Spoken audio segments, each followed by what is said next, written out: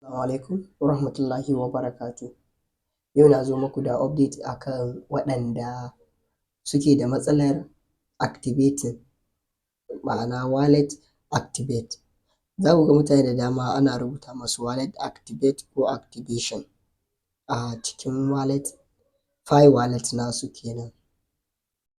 To idan yau ne farin shigowarka, ga alamar subscribe ɗin ka daure ka danna mun, sannan ka daure ka danna mun like.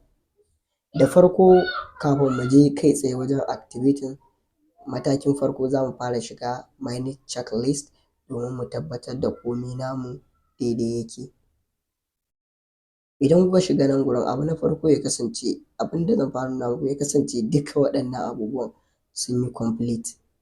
Ba dole sai migrating ya yi complete ba, saboda mafi yawanci masu wannan matsalar ba a yi musu migrating ba, suna under ko tentative ko kuma suna a wannan under, suna jira kenan a yi musu migrating, under migrate kenan.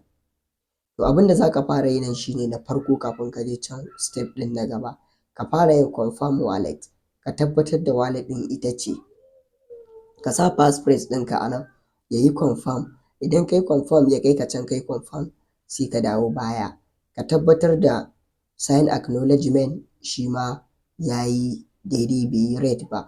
Idan ya yi red nan gurin, in dai ya yi red, to ka zo ka taɓa sign acknowledgement, ka ƙara yin acknowledgement. Za ka sa passphrase naka, za ka yi scrolling down daga can ƙasa akwai inda za ka sa passphrase, sai ka sa passphrase zai yi tick shi ma ya yi good. Idan kuma komai naka lahiya lau yake na wallet kamar haka, to shi kenan sai ka shigo wannan ɗinka, ka shiga cikin Pi browser naka, kana shiga dama abin da kake so ka yi activating.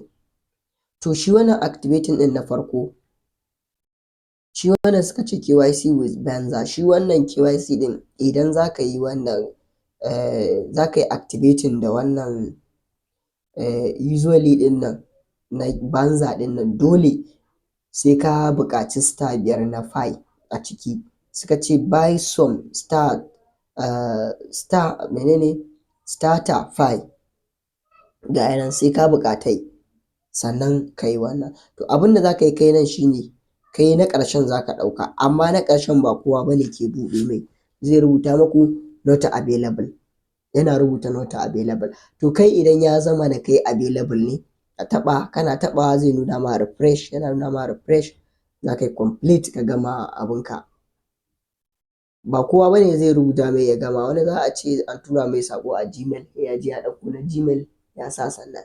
Ni da yake nau baya buƙatar gaskiya in yi activating, saboda komai na riga na yi complete, ya sa ban kawo muku komai da komai ba, saboda mutane da dama suna buƙatar su ga yadda ake wannan abun. Idan ka taɓa activate zai kai ka can, sai ka ƙara yin refresh, za ka ga an rubuta refresh, sai ka taɓa refresh. Sannan zan ajiye muku link na WhatsApp group, wanda sunan WhatsApp ɗin group mai suna sunan group ɗin free online class, yana koya yanda ake samun kuɗi a online, kana zaune riba na sauka maka a cikin wayanka.